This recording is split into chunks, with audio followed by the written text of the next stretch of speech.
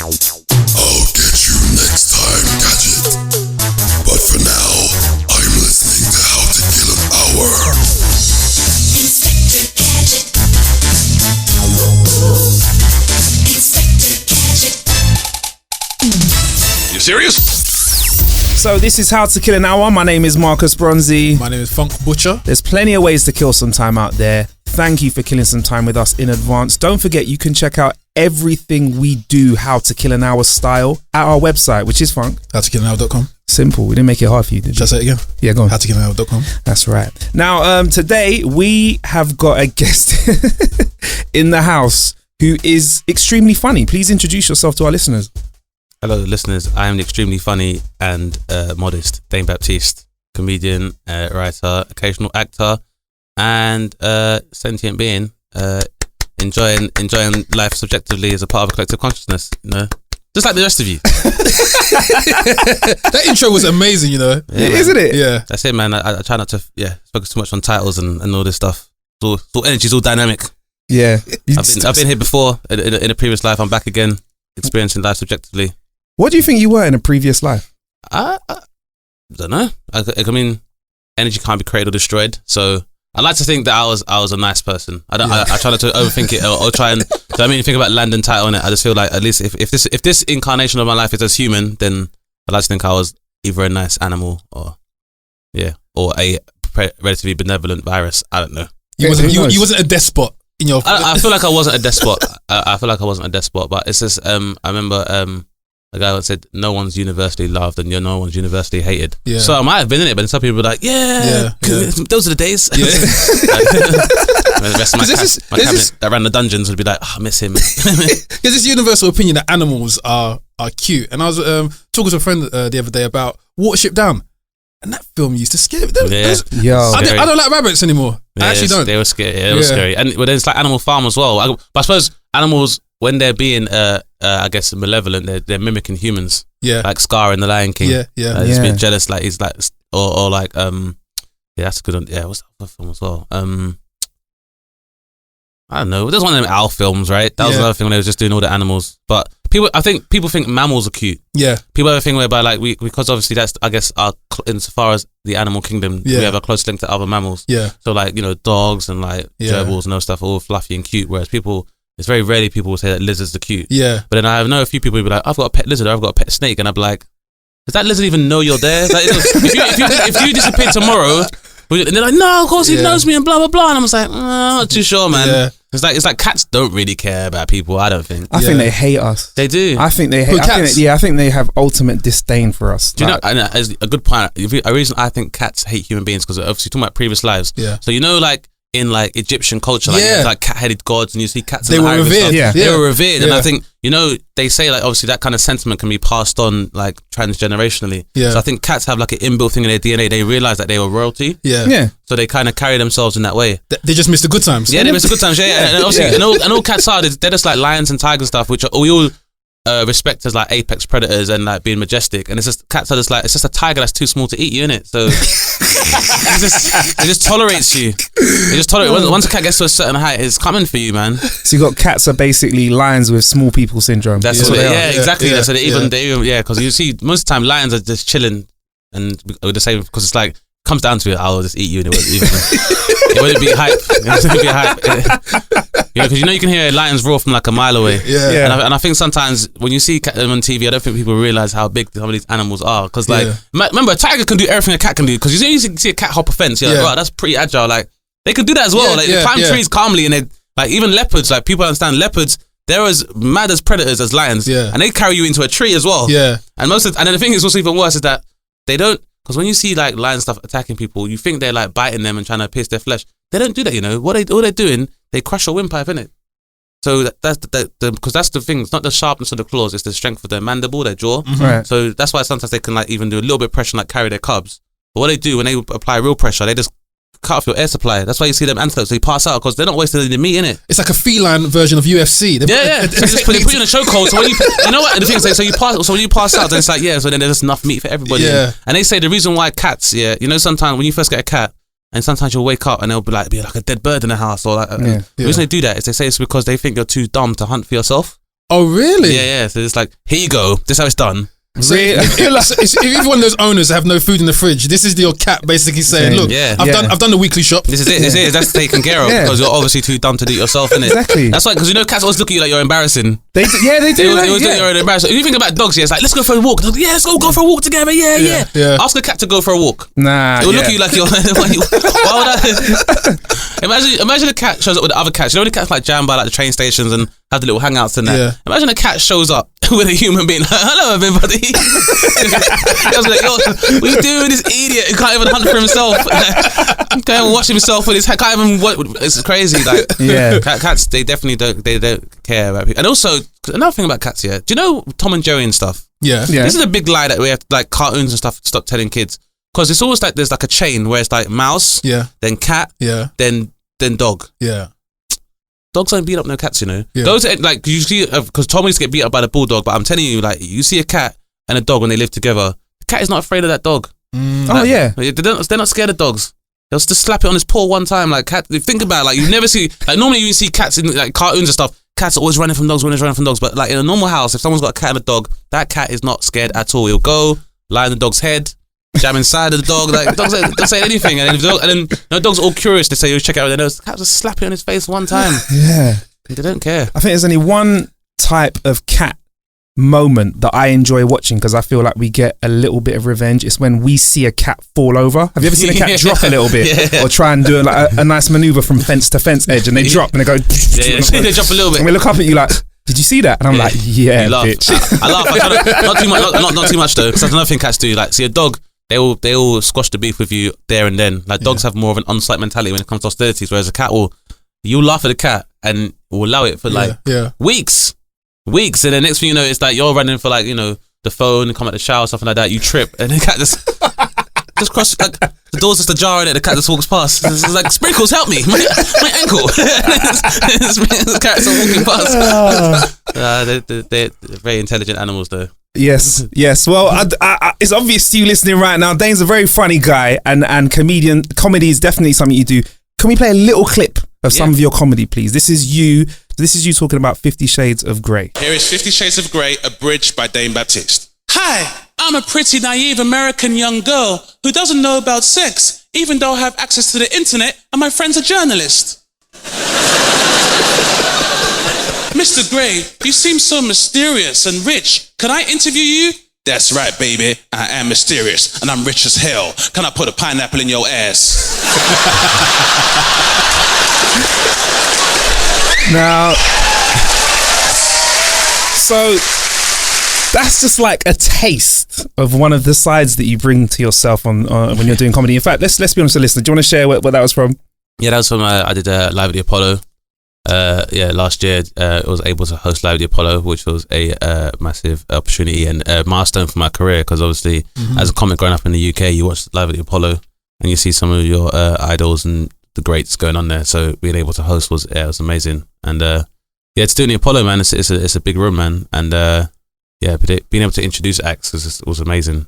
So do you mind breaking it down from a layman perspective? What is the trajectory for a comic? Like, I mean, it can always vary, but I'd say the quintessential journey is like you kind of start off doing open mic where you'd be performing like above like pubs and like just like little basements and stuff, and just anywhere there's a space and a microphone, and you kind of learn your act there. And I suppose like it's very similar to a musician's journey in that like when you first start off, you'll again be playing open mic and you'll be playing like and you'll have like your single that people know you for. So in the same way in comedy, you have like your 5 minutes, and that's what you normally do. And as you continue to like, I guess, refine and get your act, and you perform more often, then if you're doing well, then you'll be performing 10 minutes, and you'll do that with a view to be doing. Then you become like the open spot. So you'll end up on a professional night where it's all pro comics, and you'll get like a little audition bit in there for like 10 minutes where you're proving that you can get into regular rotation. Yeah. And then you're kind of working up to doing the 20, and I guess most comedy nights work like a relay where like you'll have like pretty much like the kind of like the second strongest act will open, and you'll have the less experienced acts in the middle, and then obviously the headliner brings it home, just like with a relay. And it's like, so it's very similar. So you're kind of working towards just being the fastest one in the relay. So you'll be doing the opening 20, and then if it all goes well, after some time you end up headlining in clubs, and Yeah, and then I guess, and then for most in the UK, I guess the path is you'll go to like Edinburgh, or you'll start doing comedy competitions and then go to the comedy festival, where you'll find a lot of industry there. And yeah, if it goes well, you end up doing TV work, and then that whole feeds into you touring and becoming like a touring act and performing live comedy. But it's changed since then, I suppose, like, because that before, like, when by the time you get to Live at the Apollo, then it would always be like, that was like you clocked the game as far as like live performing in the UK, because then it's like the credits roll. Yeah, the credits roll. Yeah, so you're in there. So whereas now, obviously, like we're in a digital era now, and obviously technology with all takes a part in all aspects of media. So you can basically realize that from being online and stuff, and they have to factor in other things as well. So it's not just a question of if you've done all the clubs and if you whether or not you've been in all the pubs and stuff. So now it's like if you have a massive following, then you can kind of reach that point the same way. But I think in all cases, comedy is definitely something, whether you kind of realize your profile online like some acts or you do the circuit, you still have to kind of hone your craft and learn how to perform live. And a large part of it is not necessarily like you making jokes and people laughing. It's just how you can deal with like a room where people don't know who you are and don't have a context for who you are, and what happens when people don't laugh. And I think a lot of the time people always like, what happens if the audience doesn't laugh as well? It's a big part of it. I think it's any time. It's like if you learn to ride a horse, you fall off. You still got to get back on and continue learning. So yeah, it's any sport, like any kind of I guess vocation that you enjoy doing or any hobby. Like there's going to be drawbacks, but it's how you become a better person anyway. So I guess it took me about 5 years to end up hosting Live at the Apollo, and and every single experience kind of contributed towards that. So because it's like you're performing not just for that audience in the Apollo, but it's also for the cameras and for people at home as well. So it's all part of the experience. That's a relatively short journey. You just said 5 years to get to the Apollo. I know there's a good. But I say 5 years from, I guess, my debut show when the first time I did an Edinburgh show. But I'd say my cumulative comedy career would be about 7 years. It got me to get there. Okay, so you started with a bit of life experience, and do you think that's helped to shape your kind of massively, angle of comedy? Massively, yeah. I found the idea because I was working in sales and stuff before I did comedy, but I found it massively rewarding because I think my style of comedy is observational, and I think a big part of doing that effectively is spending time on the other side of the microphone. So while I do like to broach like politics or like race relations or like sexual politics and stuff as well, I try and do it from the perspective of someone that's sitting on the other side of the microphone, in that I don't want to patronize people, and I also don't want to and kind of like lie to people, but at the same time I don't want to like put too much on people's shoulders and stuff because of the fact that like they have to go to work, and while it's important for people to be involved in politics and all the mechanics that govern society, at the same time everyone's got to go to work, people got kids to feed and stuff, and we'd all like to be able to be involved in the time, but people got mortgages and stuff to pay, so I'm always mindful of that, of not making it too heavy, but at the same time always reminding people that before their job and before their family obligations, they are still human beings, and you still have dreams, and rather than taking that alone on someone else's life and being like, I've got to raise a family and project all my dreams onto my kids. It's like, whatever society calls you, you're still, like I said, a being of consciousness, and that's what I'm trying to reach, just so people can think for themselves. And if we all think for ourselves, then we still can become a collective consciousness. So that's the ultimate goal, I'd say. I find it very interesting that you've pointed out that you see things from the other side of the microphone, so you've been able to in essence empathize with the audience that you're trying to relate to, because you obviously have to gauge whether or not they have the competency to take the content that you're going to give them. Yeah, for sure, man. And also because like I didn't ever think I'd be able to necessarily do comedy for a living, because I grew up watching like BET's Comic View and people like D.L. Hughley, and then the first comics I saw when I was 15, I saw D.L. Hughley. He was headlining the show. Leo Muhammad, who's on The Real McCoy, and the opening and the middle act, who's supposed to be, like I said, the wick act, was Russell Peters. That was like 97 or something like that, and now he's like he's the most successful live comic in the world. He tours a hell of a lot, doesn't he? So we might not see him on TV. Like, a lot of people associate the amount of content that you see online or on TV with someone's success, but he is consistently touring. Right? And he earns. And actually, he was one of the first comics to be on YouTube. Really? So he was one of the first comics to upload on YouTube, and that's basically how he grew his audience, because what happened was that essentially, like before, people were able to monetize YouTube and stuff, and this is like way before, I think even like Rupert Murdoch bought it and then sold it back to Google. So when YouTube was like early, like still like bum fights and like crackers pulling out their teeth for like money.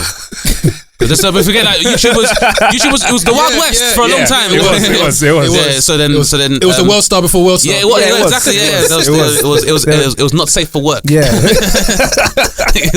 was one of them, and Dane, what you looking at there? yeah, exactly. Yeah. Some the spreadsheets and so I'm working on the Kimbo Slice accounts. yeah, that's what I'm doing.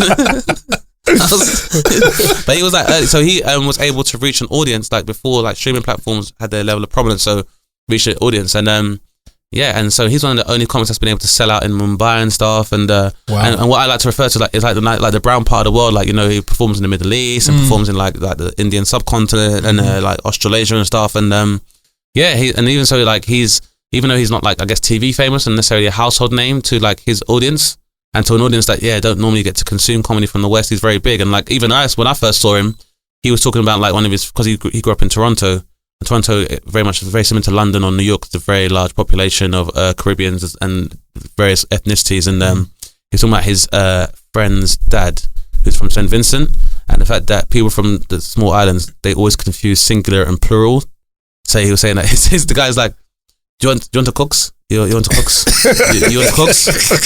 For cook. And I was like, just like my dad. That's so true. And my dad used to go like, one of your children take a sweets. And I was like, it's actually singular that is sweet, and not the time to correct him. But I was just like, that I identify with it so much, and I think that was a big part of his problem. So he was massively influential. Yeah. And like, you know, because I've just come back from Dubai myself, man, and you know, when you tell people you travel internationally, people are like, well, people understand what you're saying and blah, blah, blah. But it's like, you know, I guess that's one of the privileges of being able to speak English as a first language, and the fact that, you know, post-imperialism, you have most places people do speak English. So like, I was doing shows, you've got people from Yemen and Omani people in there as well. And so like, for me, like I said, having that influence and just being able to perform all over the world, like, I think it's a big part of my influence. And then obviously D.O. Hughley, in terms of like being able to like just roast people in the audience and stuff. And I remember he was saying to me and my friends, he was like making fun of us, and he was like, I don't say too much now, you guys are kids, I probably get shot. And we were like, oh, we'd never shoot you, you're amazing. This is the best thing ever. So I think, so it's just, see that as a massive influence. And then obviously even Leo Muhammad, and then seeing him on The Real McCoy, and then on my journey as a comic, actually meeting him. Yeah. And obviously, and he went from being Leo Chester to, he converted to Islam, and now Leo Muhammad and stuff. But even him, I remember him being like, he had a joke when and this is like almost like 20 years ago, and I still remember he had a joke where he was kind of like saying, it's so funny that like this way people are, where people see like a lost child, I'd be like, nothing to do with me. But they'll see a dog trying to be like, oh, all right, boy. That's like so true. And I actually think that like my first 5 minutes I ever wrote for comedy was probably like a weird Frankenstein's monster of all of those shows that I saw. Yeah. And I think so I think when you start off, you definitely have an homage to like the people you admire. And I think in that same year, I just became massively into stand up after seeing that. And then my friend Al, and his mum brought back Bigger and Blacker on cassette, and Voodoo Child by Eddie Griffin. Wow. And I remember listening to those like over that summer, and I was like, this is what I want to do with my life. But I just didn't know how to pursue it. I didn't really come from a family with a theatrical background and stuff, and I grew up in Lewisham, so everyone else just wanted to spit jungle and like, or rap, or be a footballer. So it wasn't like, there was no really like, I want to be a comedian. So so how have you prepared for it? So in terms of being a comic now, so I just think like before I want to make a decision, I think you procrastinate a lot before you do take the plunge in terms of chasing a dream. But I just basically, like I said, I looked at my predecessors and I was like, what they've done has been amazing. It's influenced me, but I just always felt like I can't do what they've done. So like, even if I was going to discuss race relations, I was like, well, I've seen Chris Rock and Dave Chappelle do it so well that I have to have a different angle. Yeah. And so for me, it was like, and also being from the UK, I was aware that the experience of diaspora here is very different to the States. Yes. But by the same token, like, I wanted to do a lot of research and stuff, because for me, it was like, if I'm ever going to begin a premise by saying black people do this, then I want to research every part of the diaspora. So it's not enough of knowing about like, you know, second or third generation black Britons. Then I have to know about, obviously, if I know about West Africans, you need to know a lot about West Africans or people from the Horn of Africa. So, you know, and then for me, like, my experience, like, for example, just for that is like, my experience in growing up in London is that most people I deal with have been West African and predominantly from either Ghana or Nigeria. But then went to university in Bradford, outside of London. So I'm very far away from the biggest kind of hub of most like third generation African immigrants. But the guys from there are from like Tanzania and from Kenya and from Burundi, which you don't normally see in London. So again, it helped me to expand my horizons, and I wanted to always be reflected in my set. And also because I went to uni so far, and I guess that was a transitional part of my life, so far outside of London, like I didn't want my narrative to be like, well, you know, these are the cultural indicators if you're a black person in London, because people, like I said, people are living living all the way in Bradford and Norwich and stuff. So I was always trying to be inclusive and also have my perspective if I'm discussing, like, you know, English people and British people, and make sure that I'm aware of those nuances as well. Because I had friends who were like from North, and people who live in Doncaster are very different to people who live in Brighton. So there's a very big divide there, and obviously a North-South divide as well. And so there was all these kind of little nuances that I wanted to research, just so that everything I would talk about would have like that depth and wouldn't be like a lazy comparison and stuff. So that was a big part of my preparation, and trying to read a lot, and just basically it was a real process of unlearning, where I just kind of like, I want to be able to look at stuff objectively outside of, I guess, the ideas that are suggested to me. So if I discuss politics, I wanted to do it not along the bipartisan lines and be liberal leaning and make that declaration, but more because I just think most people don't really think like that. I don't think I felt most people aren't that binary anyway. So some people will be labeled conservative, but I'd say for most people, again, who aren't of a certain political class or certain class in society, they will be liberal about some things and they'll be conservative about some things. And I actually give most people in a developed country like the UK, for the most part, the benefit of the doubt that most of their stuff or their prejudices are motivated by fear, and most people want to be able to have, you know, a job which Brexit. They can earn. Well, yeah, Brexit, yeah, exactly, yeah. but then even at the same time, like something like Brexit is something for most people. It wasn't necessarily a surprise. Yeah, it wasn't a surprise for me. And I say that, you know, racism was kind of like grime. It was like early noughties, kind of went underground for a bit. So only the real fans stuck with it. No, but you think about it, like they went underground for a bit. Only the real fans stuck with it, and then like obviously because of the internet, it made a comeback. And that's what I feel happened with like xenophobia and racism in this country. Like it went underground for a little bit, like it was a bit quiet, and then like, you know, kept it live on the internet, and then it's just bust again, and it's back in fashion again. So racism was just played in the small venues. Small venues, okay, outside of London, innit? If you wanted to get the real racism, you had to go outside of London. Okay. Go to a few backwater places and the satellite towns. Okay. That's where you could get a good little bit of racism, like the real people that stuck with it, and then then a few movers started coming back. And then we had Back to 95. You know what I'm saying? Exactly. And then little nostalgic raves. And if you think about it, most of the racism that we're seeing now is really, a lot of it's rooted in nostalgia. Like say Back to 95, people are like, well, we want to make America great again. People are like, we want to go back to where it was. Like, so nostalgia is a big. And that's the thing. It's like, I suppose we're living in a time now where there's a very big appetite for nostalgia, and by that token, like that's a big part of it. So obviously the World Cup kind of brought back a lot of pride again. But like at least I guess we're on the right side of pride. But I think for a long time there's always that thin line between how far that the flag goes. Yes. But it's interesting. Even this summer, it's been interesting to see that for a long time the St. George's flag, it became synonymous with racism, as did the Union Jack. And it seems like now, obviously post World Cup, there seems to be a lot more about galvanizing people as opposed to dividing them. But it's that kind of thing that is paying attention to those, I guess, those cycles and those almost like a sociological study, which I find really interesting. Yeah. But yeah, for the most part, like I said, it's just things go in cycles. So like I suppose there's not really any new ideas, and like even like 20 years ago when I was 95, like I said, was when I first started getting into comedy, and I was very much aware of racism then. So yeah, I've always got kind of a head start where some people are like, I can't believe some of the conservative things I hear on the internet. I'm like, well, this used to be before like grime was online, this used to be live. You could get a live MC being racist and doing the PA before back in the day. So so things haven't really. So yeah, a lot of things have changed, but a lot of things have stayed the same. Yeah, you've been quite active on Twitter recently, talking about space, though. I've seen. Yes, I was because I was in Dubai when I was finding out about the fact that the Trump administration are trying to start a space force in order to kill to combat their enemies in space, and I was just like, it's hilarious. It's like they had that. It's called NASA. They had that already. So I mean, you look at. I mean, on the one hand, for me, it's the idea that why you have a country whereby like you're not even prepared to give people like a minimum wage or a living wage. Yeah. And Flint, Michigan is a part of a developed country, which is like near Detroit, and have not had clean water for like the last 3 or 4 years. Obviously like a BP oil spill, and just the litany of financial problems, like opioid crisis, for example. So there's a litany of social problems that America has. So the idea is like, well, but space. So for me, I just find it funny. So rather than like stay morbid, it's just talking about the fact that like, if you think about it, like, you know, like Luke Skywalker, that's not an American name, and he has a beard and a hood, and he's currently living in a cave. You know who else did that? Osama bin Laden. Space Force. Yes. Let's find him. Let's find these Jedis. Let's find these Jedis. Yeah. Oh man. Yoda. That's gotta be a Muslim name. Space Force. Like, so there's that kind of thing. Like, you know, Jean-Luc Picard, Patrick Stewart is a gay. Do we really want gays in space? Do you want it to be called gays? Space Force. So yeah. Sometimes it's just like I like humor in this kind of thing and just like playing with these trolls. Like he really watched Independence Day and was like, we need to do this in real life. Yeah. Or he probably watched Deep Impact and was like, well, look what happened last time we had a black president and asteroid hit the Earth. That won't happen with me. Space Force. No more asteroids.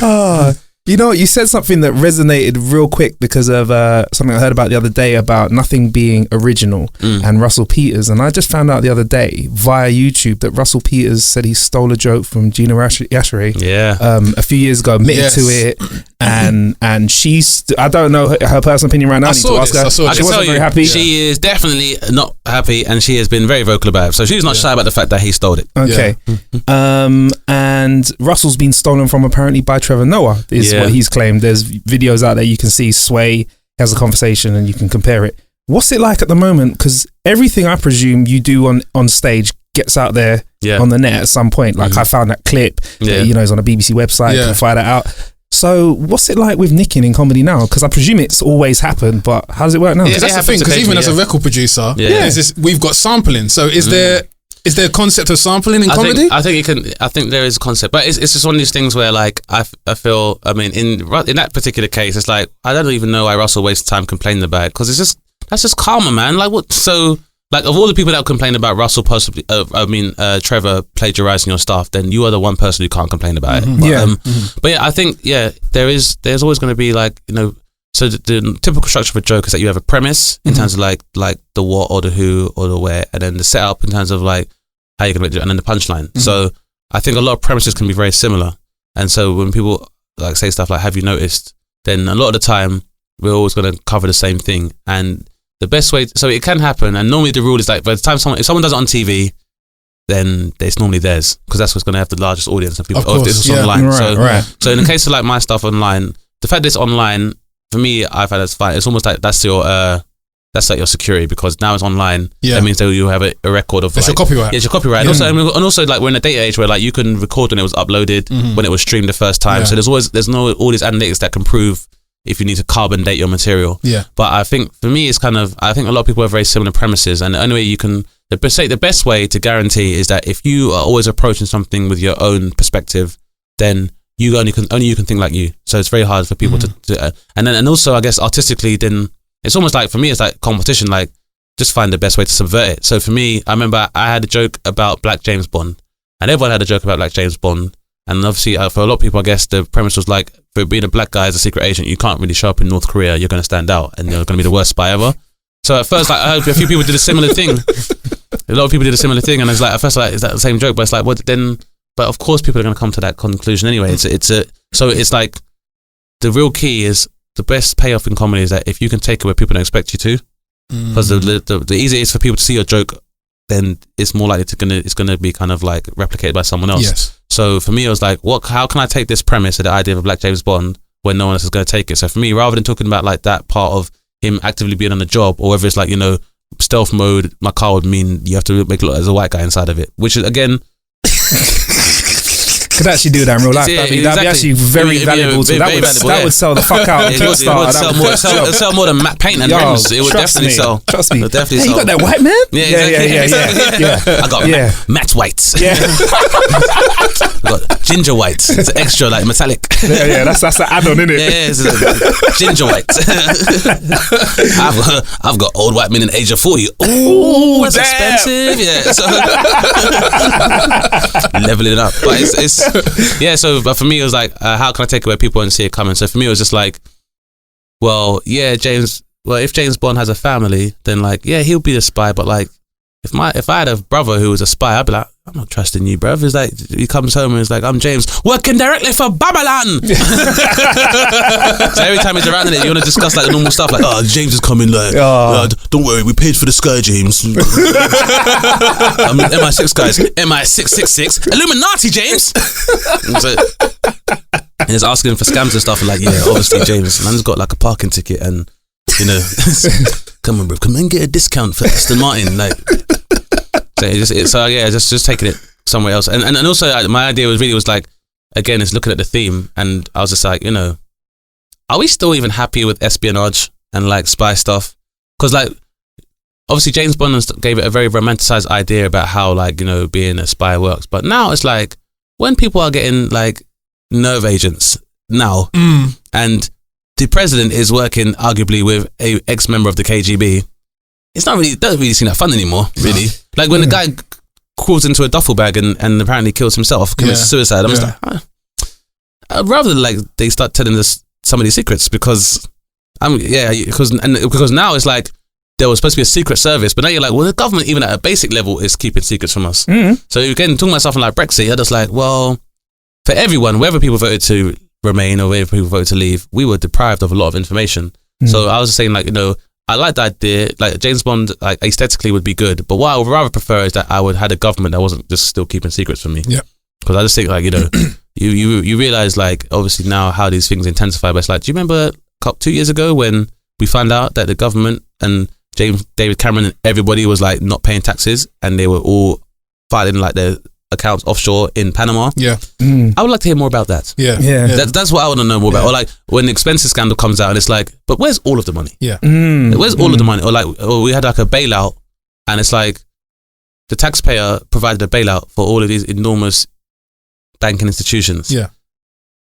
But then now, that was 2008, and it's supposed to be like a deep crisis. That's the housing, like banking crisis around the world, studied in like business schools to this day. It's only 10 years ago. So that was a bailout from things that were too big to fail. We're talking about like RBS, Northern Rock. These are banks that shut down. We had to bail them out. 10 years down the line, they're reporting bonuses again. And I'm like, hold on. We bailed you out, so we are like majority shareholders of these institutions. We should get a bonus. Exactly. Cashback. Exactly. So, and for me, that's like, irrespective of whether you are right wing and conservative or you are liberal left, like that's something we should all agree on, is that we have provided this. And so we should be benefiting from that. Like in the same way that, you know, it's like, in the same way I'd say I'd rather have a government keep secrets from its people. It's like when people say support our troops or, you know, help for heroes. Well, one way we could help the heroes, because again, and this is a narrative that comes from a right-wing government, like we should help the heroes and these are going to war for us. Well, then how about you don't privatize the NHS then? And then that would probably help them a lot. Quite a bit. That would be quite a bit. For me, it's like, you know, we can talk about like spy and stuff like that, but it's like, I just think everyone at some point, if you're going to need medical help, you need a nurse. And in the same way, it's like, we like football. And to everyone, it's like, everyone who supports football teams is like, we need more money, we need more players and blah, blah, because we all understand the fact that footballers need access to like the best nutrition and like equipment and stuff for them to reach their maximum potential, because it's going to benefit their club and ultimately everyone's aware of that business model. But it's like, well then, if you have nurses who like don't get a lot of sleep and have to go to food banks and stuff, at some point we're all going to get old. I don't want a nurse that's like tired and like she's mashed up and she's worried about her house. Like if nurses were given like the same care and stuff, and really should be the same way as athletes, then it's like that's going to benefit anybody, again, irrespective of your religion or your cultural beliefs. Or I would love my nurse to have had that same level of physical dedication. And like scouts. Could you imagine? If you had scout, like if doctors and stuff were treated like athletes, and like they had like scouts and stuff, and it was the same kind of system, and we had the same kind of hype around it.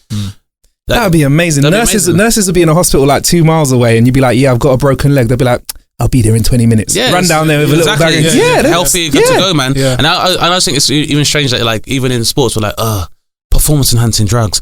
How could they? They're performance enhancing. That sounds like a good thing to me. Like, as opposed to like recreational drugs or antidepressants, maybe we should be researching performance enhancing drugs a lot more, because again, if we can prove that they enhance someone's performance, how would that benefit like the regular person? Like again, if I have a teacher that could, you know, go 14 rounds with Mike Tyson as well as teach history, that would actually probably be a good thing.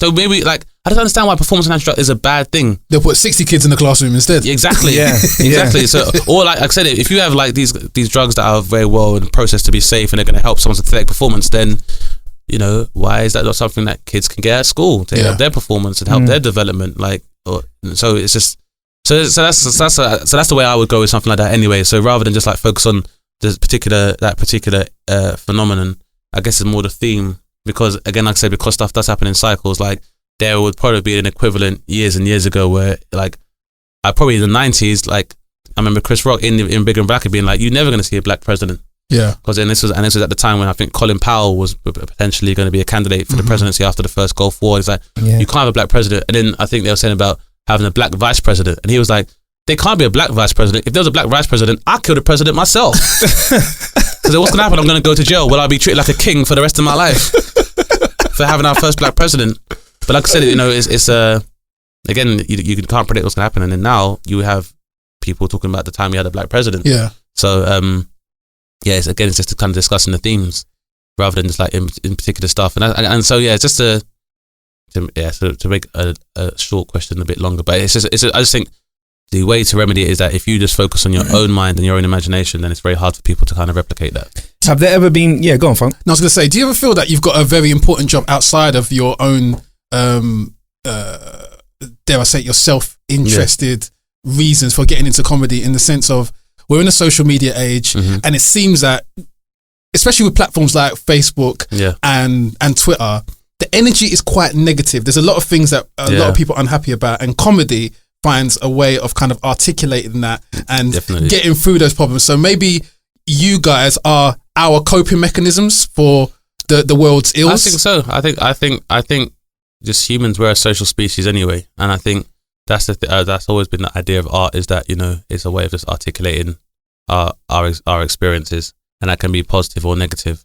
And I think comedy is just a very big part in that. You know, the dichotomy of like dramatic performance has always been comedy and tragedy, and crests and troughs, which is how life goes anyway. So I think comedy is very important because it's just a natural thing. Like, because laughter doesn't have a language.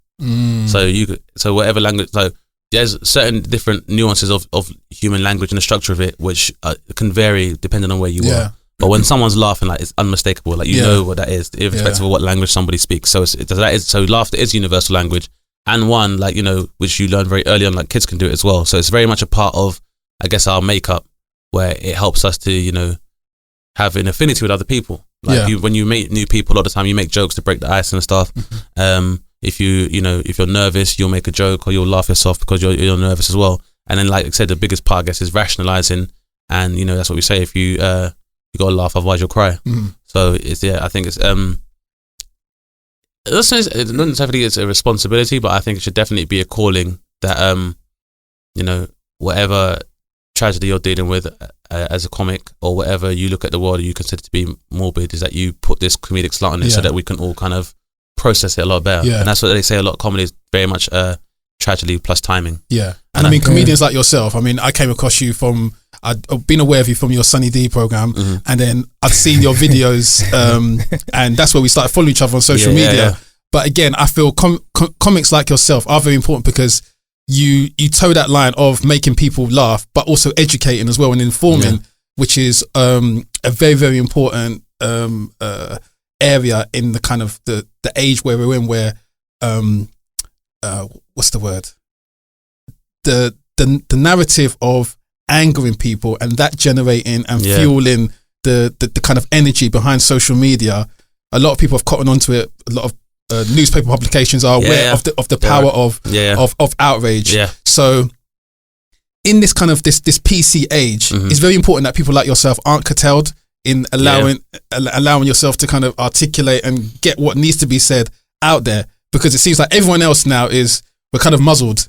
Whether you're in a creative capacity or a customer facing capacity, everyone is kind of like on their P's and Q's, even online now. So it's very important for comics like yourself to be able to cut through that, but who can do it in the correct way. Exactly. Because I think you've said stuff in your shows about how other comedians have spoken about racism when it's a hot topic, but it's something that white comedians can't talk about, but they use a mechanism, which you can find out by listening to that comedy show, which you can find, they use a mechanism to kind of remove themselves a step and talk about it. But You don't seem to do it. You seem to jump right in and negotiate these things. How important is that right now? Oh, completely. I just think it's important. Like, I'd like to think, I try and just maintain a classic mentality as a creative, in that, like, while people are curtailed and people are muzzled, I just feel I wouldn't say anything I didn't think anyway. Mm-hmm. And that's the thing, is that some people I think now are kind of now dealing retroactively with stuff they said before. So you see people like tweets are coming up and stuff, and people are being called like kind of made accountable for it, and you know, and so people are having to backtrack and apologize and be like, well, you know, my mentality's changed, and which I do appreciate. But I'd say, but for me, the remedy is that I wouldn't say stuff on social media that I couldn't take back, because you know, I'd say you're still very much in control of your narrative on social media, and I just think that sometimes when people get into it, people have to be very mindful that, like, it's never. I guess my whole thing now and my approach to social media is that you can't take any of it too seriously. Because I even had a point where I'd get into heated debates with trolls, and then got to a point where I was like, yeah, but when you leave, put your phone down, or you go outside, like, I'm not thinking what, like, skullduggery 669 said about me. Like, I don't walk around looking for him. Like, oh, is he following you as well? He's a prick. Do you know what I mean? So, skullduggery, man. Exactly. But then you realise that it's like block, and I think that I always but it's just it's very, it's like, I think social media is almost like, it's just like an enormous secondary school. Mm-hmm. And when you're an adolescent, you have the kind of hormones of an adult, but you still think like a child because you don't have the benefit of experience. Yeah. And I think that's the thing, is if you look at social media, it's like, for example, if you look, let's take like Instagram, like models, for example. Mm-hmm. There was a time in school where there'd be a girl in your school, and everyone wants to be with this girl in school. Oof. And it's basically based on hype, and it's a popularity contest. But essentially, you don't know that person's life and how and who they are, but it's just based on an aesthetic. And because that's the person everybody wants, everyone likes the same girl. Mm-hmm. And it's no different that you see on social media. Mm-hmm. There's people on social media, there are people in your school who you knew from secondary school. That person was hyped. They might have had a name or whatever, or they were known within this small social circle. Mm-hmm. Once you graduate and leave this very small paradigm of like secondary school and adolescence, you see that person now, like, they'll be working, like, they'll be a bus driver, which is nothing wrong with it, but it's like, they're just a regular person, but there's just a hype behind it. And that's all it is that social media still recreates this aesthetic of an aspirational lifestyle that from a distance looks amazing, but you don't know. Like, it's like they say a picture says it's 1,000 words, but like 999 of those can be lies, and you wouldn't have any idea. So I've always just tried to have the approach of not taking it too seriously and saying stuff that I can stand behind. So there's a lot of people now where it's like, I think there's one of two things we deal with this whole retroactive tweets and stuff. It's like, you either can explain yourself and say you were wrong, or don't apologize. Yeah. Don't apologize. So if you said this before, I'd be like, I wouldn't apologize for it. Like, because I don't say I apologize for offending people, because I'm just not someone that I intentionally do that. But I feel like if I said it at the time, I probably meant it at the time. Yeah. Because like I said, I had an exchange with a troll who was like, oh, but black on black crime, which is a trigger for me. Mm-hmm. So you're talking about outrage stuff. So in terms of outrage, that's a trigger. Yeah. So he tried to trigger me, and he was like, well, no, but my mum's black and blah, blah, blah, blah. And I was just like, well, let's see a picture of your mum then. Because why would you bring her up then as your justification for what you're saying? Yeah. Blah, blah, blah, blah. And I was like, well, then just fuck you and your fucking fake black mum. The manager was like, what the hell are you doing? No! Are you crazy? I mean, you're stepping towards that world now where you've got management that are going to be on. He's like, you can't say that. You're a fake black mom, the producers. I still stand by it though. Like, fuck him and his fake black mom. Because she's not real. Do you know what I mean? She's not real. It's like, and this is it. So I said it's like, in the same way that I find obviously even live comedy, you're making live observations, and it is like a sociological study. It's like now online, you know, you are starting to see like subgenres, or I guess maybe it's a part of our evolution that human beings now have these avatars in which we conduct ourselves in like I guess the web or what have you. And so now you're getting subgenres of people. So the new one is like now you get like internet veterans, like people that will go online and talk about support of the troops and blah blah blah. It's like, I fought here, and it's like, how do we know? How do we know? Where's the receipts? Where's the receipts? And that's the thing is that, like, when I kind of stood back, it's like, you know, if you get into debates with like if I get into debate somebody and they're like, well, my views, this is my opinion, and blah blah blah, like, yeah, but you're not even showing your face, so you don't even have enough belief in your convictions that you're even prepared to stand by them and show who you are. Like, you've put a pseudonym and you've put a fake picture, so even I know you don't even believe yourself that much to put it up there, and like, they'll take a picture of some sand in a hand. Say, this is from Afghanistan, but it's really from Margate. Exactly. They won't even do that. They'll just go round and round and deflect. But like, what I would definitely say so far as social media is that, like, in this age of opinions, is that like they say, opinions are like arseholes, right? In that terms of like everybody's got one, and you know a lot of them contain traces of shit. And you'll notice that people aren't that ready to offer them in prison. You might find if your opinion is shared, it's a bad thing. So, you know, it's not something, and that's the thing is that when you think about it in that respect, because like I said, this is an age of opinion in terms of like when we talk about like just the whole narrative of social media, like an opinion has no more integrity than a fart, you know? Because think about it, like a fart is like very brief and it can be very funny, and you're more likely to tolerate them if they come from someone you know. But there is a time and place. So when someone's like, I'm entitled to my opinion, that's what they're saying is it's the same. There's no different. Like, because there's some friends, my friends, their opinions, I may not be with them, but it's my friend. Same way if you fuss, I'm like, oh, come on, man. No need. And that's the same way the opinions like, there's no need for that right now. So it's just, again, it's just not something we take too seriously, because I just find like an opinion has no factual basis. And that's the thing, and that's what you got to remember about social media, is that like, it is a stream of opinions. So essentially it's like a reservoir, and like with a reservoir you're gonna have a sewer. So you have like the stream of consciousness, which is like what social media is, but you also have a sewer. So what are the implications, not just for yourself but for other comics, of technology like this for the comedy world? Because it seems like we're going into uncharted waters. Our generation, no other generation has experienced a time like this where we don't notice what's even beyond the Twitter or the Facebook, or we're not aware of it. We're just waiting for the next one.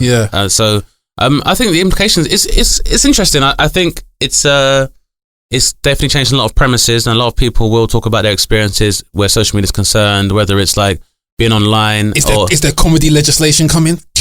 I mean potentially, but it's just up to you how you deal with it. So like I said, for me it's like, I won't say stuff that I would be afraid to take back. So unless I was under an extreme situation where I guess society becomes a lot more autocratic or a lot more restrictive.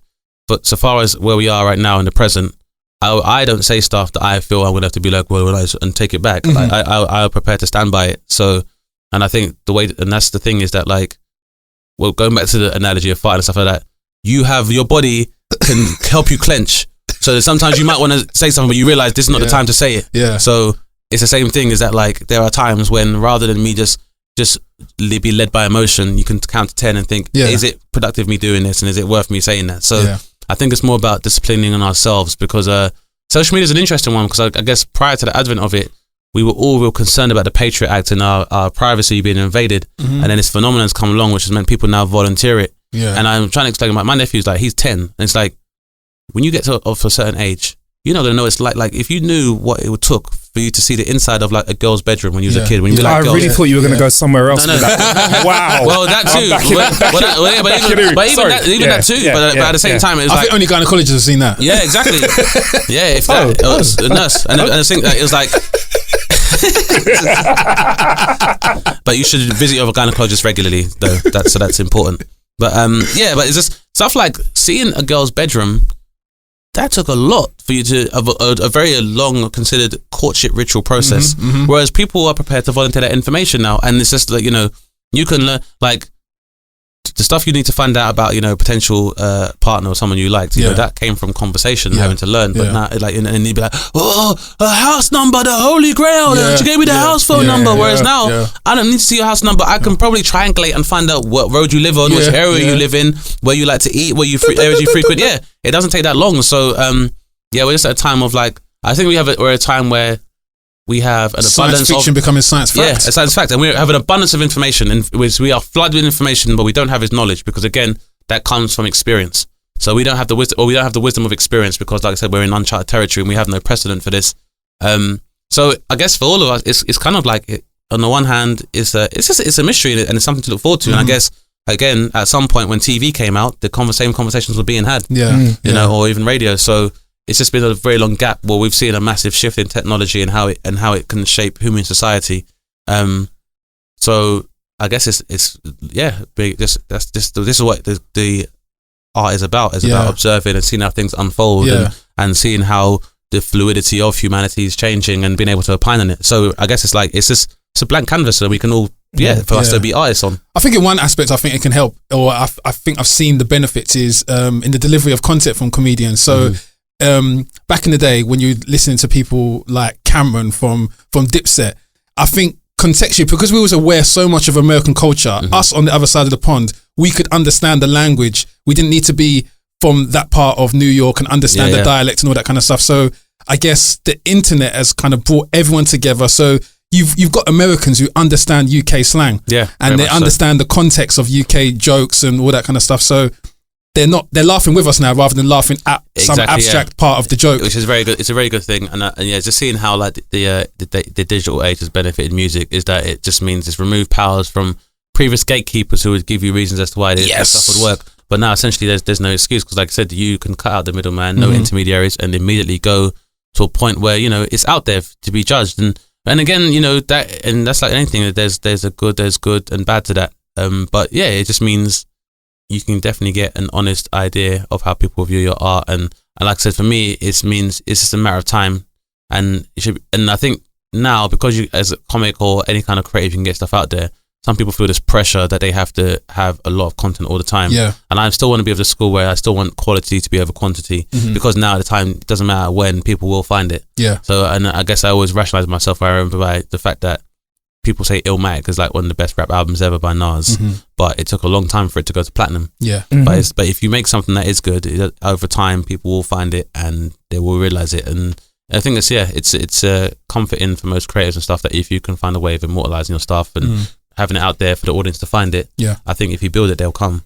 So in your world though, is there pressure because you've mentioned how things aren't as structured as they were before because of this change in the internet? So you can get TV deals coming in now, or Netflix specials coming in now, or you could tour, or you could turn out and some people make their primary money off just their social media output. Do you have to develop a level of discipline when it comes to the way you organize your finances and the way you kind of project and plan when it comes to that sort of stuff? I think it's financial management, that probably hasn't changed that much, because you have to know when to save and when to be liquid, and I think that hasn't changed. But I think discipline is maybe time management. I think that's probably the big part of it, because like I think that's time obviously is something you can't get back, whereas you can win and lose money, or you can inherit money, whereas you can't necessarily get your time back.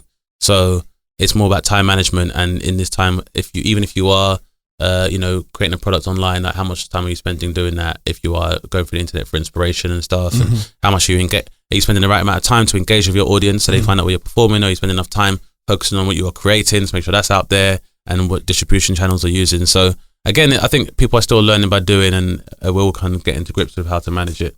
But again, it's like any kind of business, it's something you can you can either outsource, or you can delegate, or you can as you exist as a brand or as an economy unto yourself. There's a lot of orbital economies where people are having more competence in particular things. So some people are good at looking at analytics and being able to have more targeted media, and some people are better at like what aesthetic works best. And, I just think it's like anything else, like economies and different parts and the whole structure is beginning to build around it anyway. So it's like anything, you kind of start off by yourself. Yeah. And as you move on, like there's a lot of people that can help you, and so in the same way, it's still building society, and I think even though it's a very individual act to like put stuff on social media and have your own account, in terms of the context of business, like no one does it by themselves. So would you say that you're the last of the Mohicans though, in the sense of your trajectory? I see you as a purist, the same way I'd see a DJ coming from pirate radio into commercial radio, that trajectory. Would you say that is lost in the generation kind of coming behind you? Are they more concerned with the numbers game now? I think there's a big part there where I think a lot of people feel like their stuff is validated based on the numbers and followers and stuff. And I mean, some people are still purists, and I still have a generation of mine that they are still purists. And but I just think in any case, I just don't think things have changed. I still think it takes a little while to become an overnight success. And I still feel like, some of the guys I've seen who have, now realized the big profile from their online offering, because I know them personally, they've taken time to hone their craft anyway. Because essentially all of this works is that, this is supposed to get you to profile, and it's not necessarily getting there, it's what you do when you're there. Yeah. So you can have a few funny videos and you can go viral, but if you don't maintain, like, even just the small aspects of kind of show business in that, like, are you liaising and are you interacting with your audience? Are you delivering on your product when you are actually directly with them? Are you able to, like, carry yourself correctly if you are going to have other stakeholders, whether it's like brand partnerships or like producers or involved in TV or streaming platforms. So if you don't learn that stuff, or you don't, like, it doesn't matter how big you get, you can be as big as you can and you can all go, because like, you know, I remember like Chocolate Rain Guy and like Friday, Rebecca Black doing Friday, stuff like that. And these views and were enormous, but I don't know where they are now. So again, it's not, I still don't think it's changed. Like, as human beings, getting there is not the problem, it's staying there. And I think that would be because at the same time, it's even for my generation, it's working out where we fit in. So while we might necessarily be posting loads of content on videos and doing clips on Vine, but then, you know, now we're seeing the prevalence of like podcasts and stuff where you get to hear the whole narrative, and it's very useful. Like, it's nice, man. It's like an adult slumber party, man. You have like jokes and talk about your life and stuff. And and that's, like I said, I guess it's, again, even with podcasts, I think it just comes from an inherent part of our need for nostalgia, where you could just hang out and just talk and stuff like that, because we just live in a time where everyone's in such a high powered state of being, where like cash rich and the time poor. So I think every time people want to get the chance, and we're and like I said, we are in a time of a lot more transparency because of like technology we have. So people want to know more about you and have more dimensions to your journey. So the fact that podcasts exist and people still want to hear about the journey is testament to the fact that things haven't changed that much. So it's a good thing. It's just like anything else. It's like, you know, human beings can use fire to cook their food, and then it can also burn down buildings. So like, to the word after that. So it's learning how to manage it. Because we you know, like, there was a long time where like primitive human beings, like they didn't like you taking pictures of them because they said it would take your soul. Yes. So you look at something like a selfie, it's like, up until a certain point, human beings were able to process their reflection. You only see your reflection in water, or so that would be the time you probably see your reflection.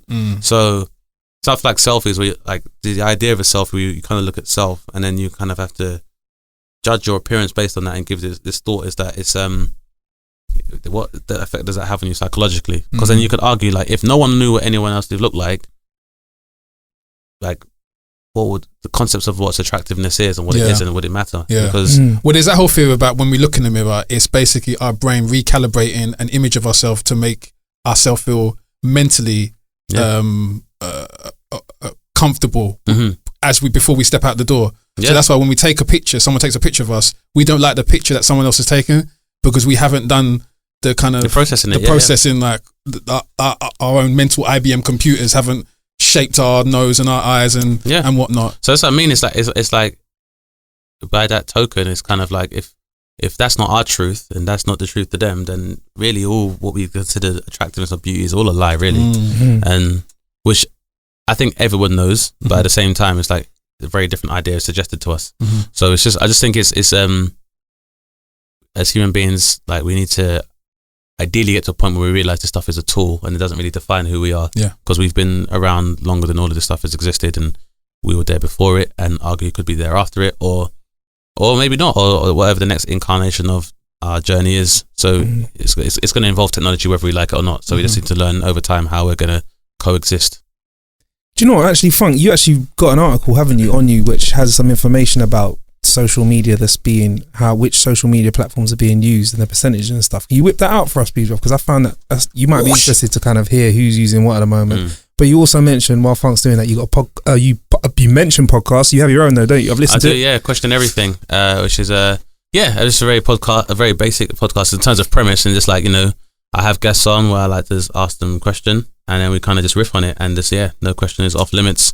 And I just want to keep that idea quite basic and just enough where we can just stimulate conversation. And again, I just think like we're just in a time now where a lot of people are like, what's going on?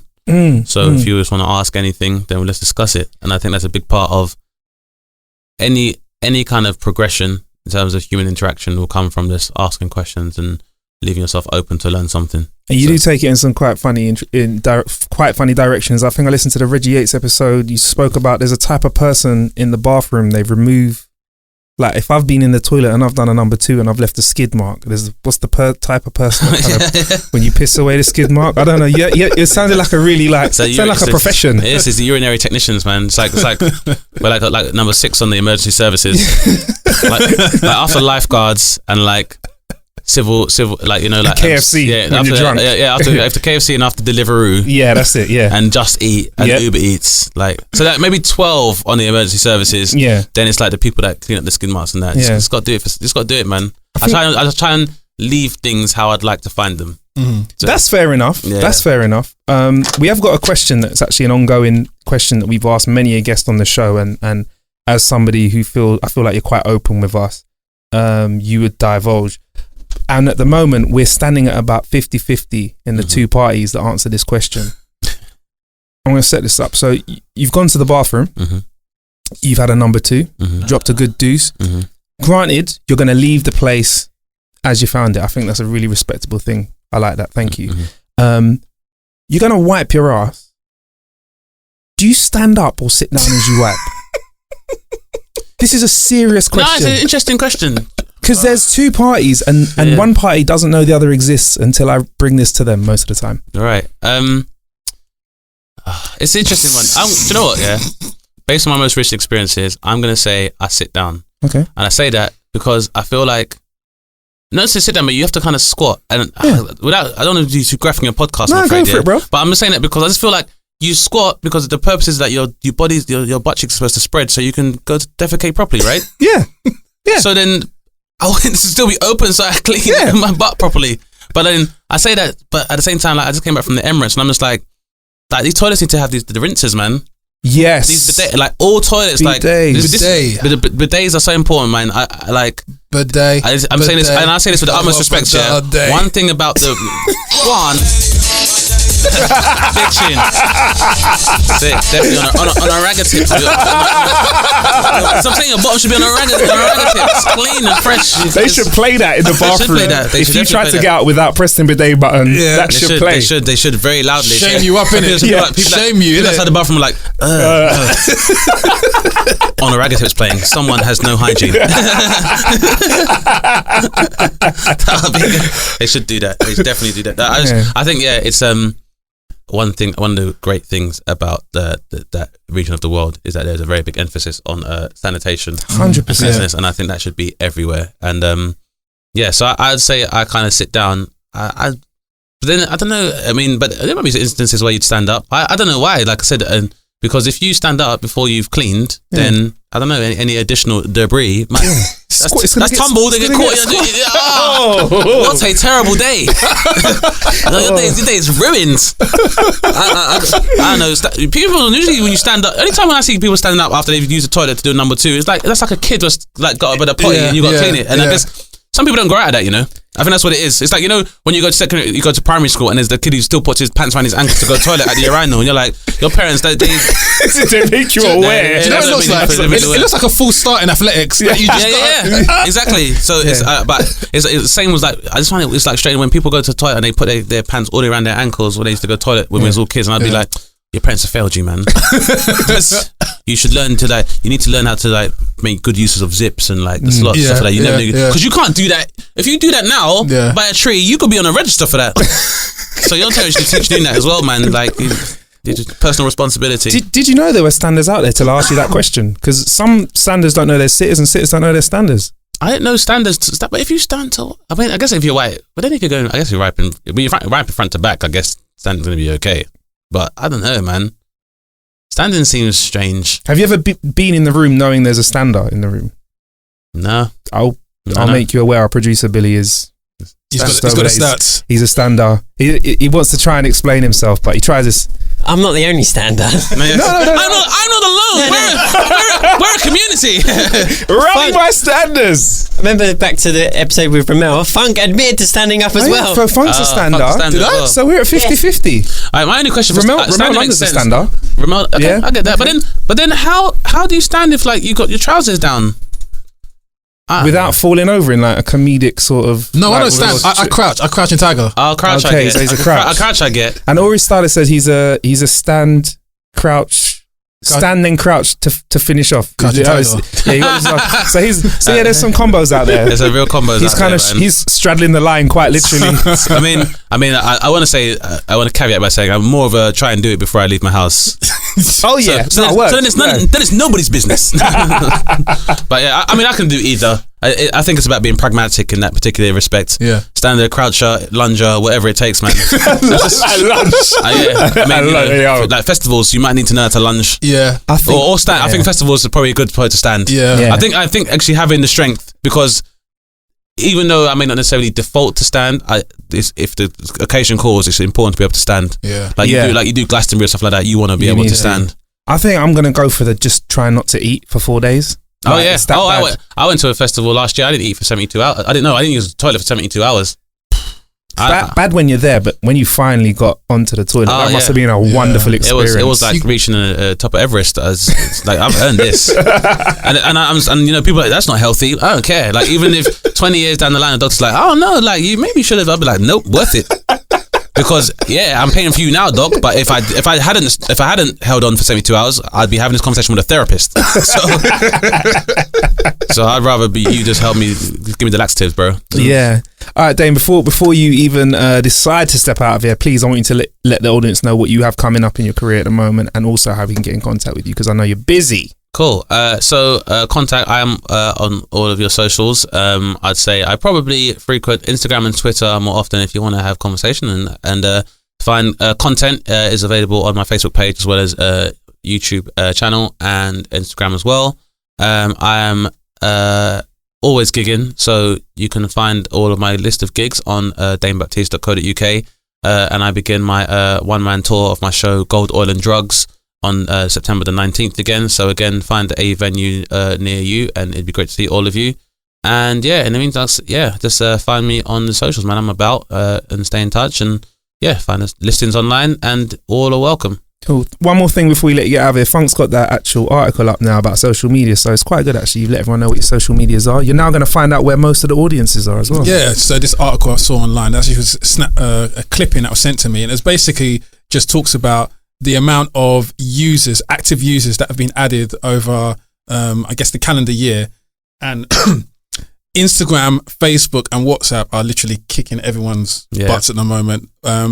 They've gained more users than Snapchat and Twitter combined. And interestingly enough, Instagram, Facebook and WhatsApp are all owned by the same company. And that's interesting. The thing I found interesting was the most used is obviously Instagram. But it kind of reminded me back in the day when you were at school, there was all those kids that like the picture books as opposed to the books with the words. Well, Instagram is the new television. This is why it's successful. Like IGTV. Exactly. And also, and I say it as well because if you look at the word Instagram, the suffix of it is gram. Now, if it was about pictures, it'd be called graph. Same thing with TV. It's like, you know, it's television, or it's like television programming. Yeah. So Instagram is very similar in the fact that like it's no different to TV in that what you see are very high color, very beautiful images of very aspirational lifestyles that people aspire to. And that's what TV is. Like you watch TV, it's like, I got that in common, or I want to go there one day, I want to have that car. And the only difference is, and that's the message I gave about social networking, is that the TV is regulated because it's been around for longer. Yeah. So when you see stuff on TV, like if you see an aspirational image or like a car stuff, it will say like either this car is the top line version, or this car on the road costs this much money, or this person is an actress and blah blah. Yeah. So we don't really see that on Instagram. Yeah. So my advice to people with Instagram stuff like that is to remember that, like, you know, just with TV, don't try this at home. Exactly. Or like this has been embellished for comedic effect. These CEOs are laughing at us, isn't it? Like the consumers are literally not paying attention to the semantics. They're not. So the CEOs are like, we put it out there for you. And it's called Instagram. Exactly. Yeah. And people. But then the thing is, what you'll find is that they'll take like a very attractive person and they'll say, oh well, I'm using this charcoal toothpaste, or I'm using this weight loss tea, but you don't know if that person's had lipo, you don't know if that's been photoshopped, and so this is where you see a lot of pressure now with people saying you have to at least give people, especially children who have no frame of reference when they're going on social networks, that this stuff has been created. This aesthetic has been created for the purposes of commerce. Yeah. Because on TV you know when the adverts are, but on Instagram you don't know when a feed ends and an advert begins. Yeah. So yeah, it's interesting that like I said, I think it's called Instagram instead of Instagraph. Yeah, and it's interesting because obviously in the real physical world, there's actually legislation to protect against false advertising and rogue traders. Exactly, but they're still finding a way around that with social networking, and so like I think it's fine. I think once we have more of an understanding of it, there needs to be that kind of regulation. Mm-hmm. Do you think we could ever really regulate the internet like that though? Really? Well, to an extent, I mean, just the internet is at this stage. It's just holding up. It's just showing you humanity in the mirror.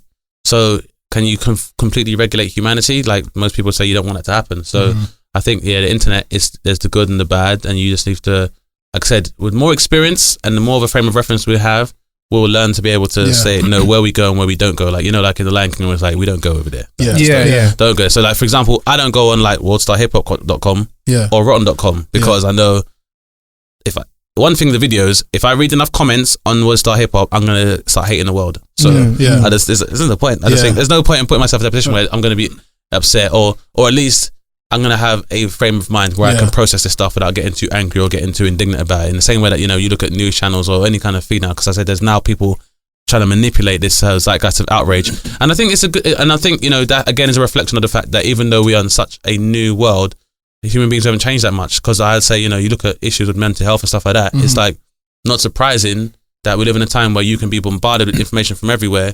It's a lot to process, and that's going to sometimes have negative effects on people and affect their concentration and stuff. So I think the more we learn about it, the more we can use it to our advantage and use like anything good in moderation. Yeah, I mean, depression's been around from day dot. Yeah, I mean, Van Gogh cut off his ear because of depression. This is it. I mean, it's interesting you say about the whole mirror aspect of it being a reflection of us, because I was having this conversation in private about the way Instagram and social media itself is just democracy. It pushes out all this content. You pick, and the stuff you picked keeps coming back at you. That's what it does. That's why it comes up on the top of your feed, because you've picked the guy with the muscles. You've picked the picturesque island. You've picked the sports car, and it's giving you more of that stuff. You really have seen everything I've just liked on Instagram. Yeah, exactly. They're giving you the algorithm, but then at the same time, it's very similar to TV in that it's like sometimes stuff is suggested to you, even though you didn't necessarily ask for it, because it's not just a function of supply and demand. Now it's like they can take stuff like just based on this demographic of people, and normally a lot of them like this, like maybe we can, and also maybe your phone has Siri and all this stuff like now. So you can turn Siri off, but you don't know if it's necessarily off. Yeah. So your phone as well is now receiving your narrative, which means that it can now suggest stuff based on what you're saying. Because if you have a conversation about something long enough, I can assure you it's going to show up on your feed. Have you experienced this? I've experienced that. So again, not only do they have the benefit of like being able to have unregulated advertising, but they can hear what you're saying and they can basically just make you a bespoke capitalistic or consumerist experience for you and stuff. So you need to watch what you say around these socials, man. And I think it's very interesting to like see maybe us going from like I got a pirate tape that we should watch, but don't tell your parents and blah blah. To kids being like, nah, let's go to the park and talk in the open. Like I found an oak tree here. There's an oak tree and there's like there's no wires or no Wi-Fi or anything. You can just have conversations that's out there. So it might just revive like a need for like us to be more in touch with nature. Like, if you go down by the waves and the waves are crashing, no one can hear you. Like, do you know when the sun goes down, it's just dark, with no lights. So I think one area which is still protected is humor, and I've always spoke about the fact that things like sarcasm is very hard to pick up and detect, and we were saying that AI will find that very difficult to replicate. Like it's going to take years and years and years for artificial intelligence to kind of, and irony and stuff like that. And I mean, what would need to happen is that the AI will have to be aware of stuff like pain and like I said, aware of tragedy, because it's tragedy plus timing. So it would need to learn to experience pain in order to then learn to have the tools of experience to process it, and rationalize and develop coping mechanisms, because that's what we've had to learn to do over the years. Like instead of like, because I guess a lot of time we've had to process that, whether it's been through a catharsis of sorrow and crying, or whether it's like using vices and and being maybe having a destructive path, or even having therapy. So even the way we are processing like our emotions and our emotional spectrum, we're not even there yet. So it may take a longer time for us to do stuff like sarcasm, because like I said, a lot of this stuff is all learned behaviors that we've learned collectively as human beings over years and years and years of trial and error and stuff. So it's technology, but technology, it happens a lot quicker so far as like how its evolution and human evolution.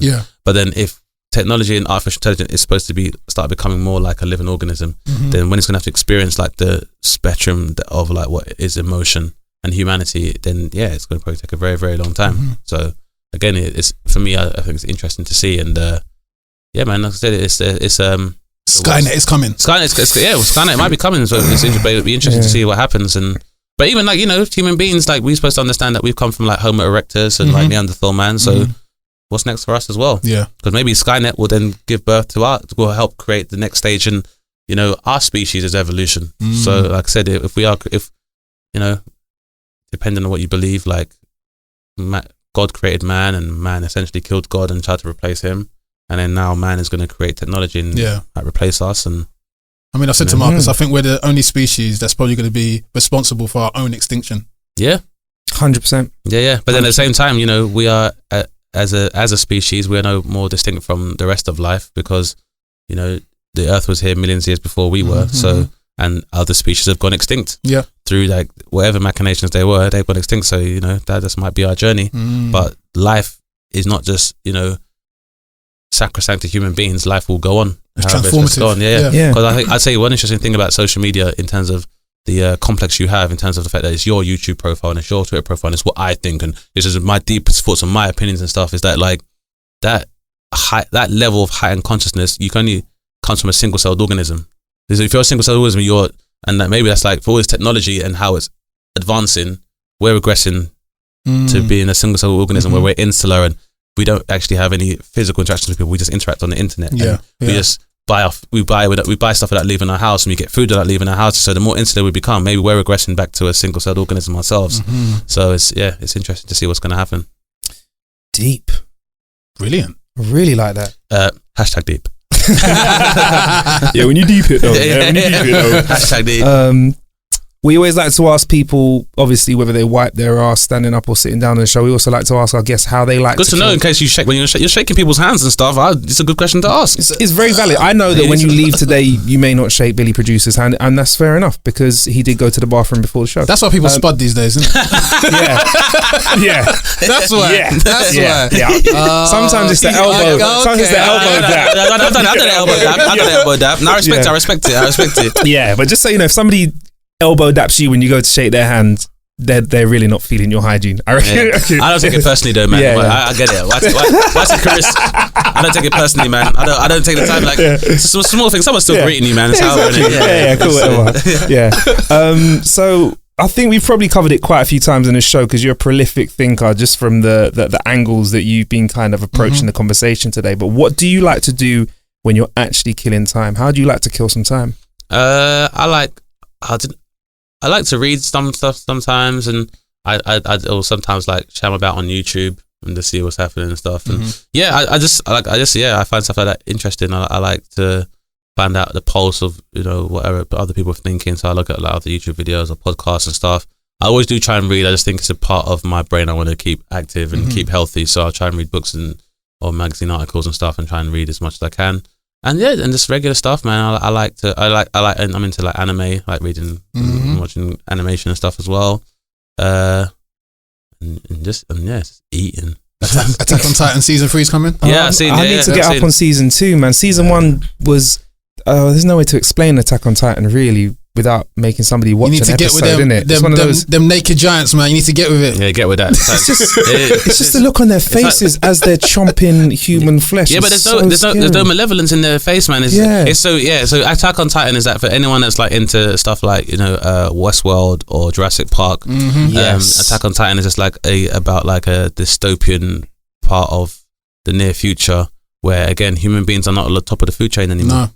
So that's what it's about, really. And it's a good show, man. And it's interesting because like it just shows you that like the fear and stuff and hysteria that's surrounded by these titans, but really that's on the surface. But below that, there's a lot of intrigue and social manipulation and engineering that's taking place. So it's very interesting, man. And so that's the kind of stuff I'm into and stuff as well. And and I just like traveling and stuff, man. Like I feel very fortunate in like what I do for a living now, that it means I get to enjoy other stuff without feeling I got to do this because I got to go to work on Monday. So I just enjoy stuff like every occasional.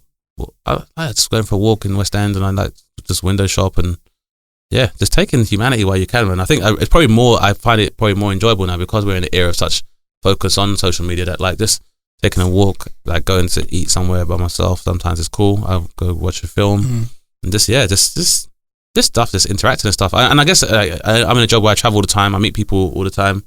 So I think it's just very healthy for me to set pace in my own head and just take a walk inside my own head. And like I said, I want to be an astronaut on the astral plane. So just try and learn more about myself. And I think the more you know about yourself, and the more you kind of, do self-care and self-reflection, I think the more you set a standard for how you interact with other people. So that's it, man. Just try and live. Nice. So what everyone should do, just try and live, man. Like, paint a picture, eat something you enjoy, hang out with a friend of yours, do some exercise, and take a walk, man, and just take it in, man. It's a weird time in the world now. If you can breathe clean air and drink clean water, like, just revel in that sometimes. Yeah. So that's 100%. What I do, really. Well, thank you very much for coming on the show today. My pleasure, man. Really it's been appreciate amazing. it. And we'll put links to your website and all the links to. I should say as well.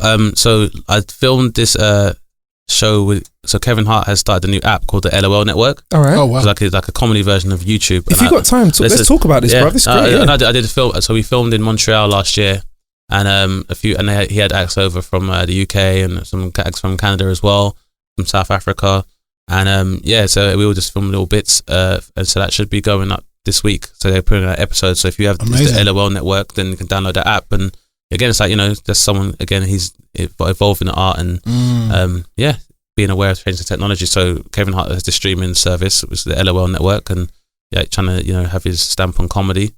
And so you can find myself and a lot of good acts on there. And then also filmed at a comedy store for Comedy Central, and that's out on the 22nd of August. So look out for that, man. So it's the Toronto Expo. I didn't get to meet Kevin Hart, so you were aware, but he's very but I did get to meet Tony Rock, who's Chris Rock's brother. Yeah. And also his cousin is a comic called Sherrod Small as well. So again, I was like, almost there. and they're great comics and stuff as well, man. So and just met like a few like great acts. Like there's another guy called Laiso Mandinga, who is now going to be on World's Best, which is like a new talent show for like global talent. So I met him out there. Robbie Collins, another dude who used to he does great comic and also open for Trevor Noah on tour as well. And then randomly was in a hotel and I saw Tretch from Naughty by Nature. Really? Oh, sick. Who again was Legend. legend, and he was going to Russell Peters' party. So and Russell Peters being from Toronto, and like I said, being the first comedian I saw. So nice full circle, and so that should be out soon. And that was a real fun experience. And for someone that was kind of weaned on North American comedians, like to perform alongside them and see those kind of guys, it was a massive opportunity. And just to check that out, man. And that's the thing. I think it's a real big perk of the job. Is like a lot of traveling and stuff, and I can't stress that. And it's tough. Don't get me wrong. Like going to Australia is like a 23-hour flight is mad, but then once you do that, it's like you can handle any flight basically. And also I do get concerned about plain food. I eat it constantly, but then those are the only two things. But like I do enjoy the traveling. And this year alone, I've been to Australia, New Zealand, Finland, Estonia, Germany, Belgium, Netherlands, the Arab Emirates. I've been to the States, and and I was hoping to do more of it as well, man. I mean, I was supposed to do South Africa to do the Johannesburg Comedy Festival. It didn't happen this year, but hopefully can sort something out in the new year. But definitely want to do some work on a continent. And so it just, and that's the only one's left. Africa, Russia, and obviously the Indian subcontinent, probably the only places on earth I haven't been to. And South America. So I want to get those done. I mean, you could say Antarctica, but there's a very small scene there. Yeah. I'm sure there's a joke about a cold crowd, but we won't go in there. Exactly. I read this week as well, like, it talks about evolution.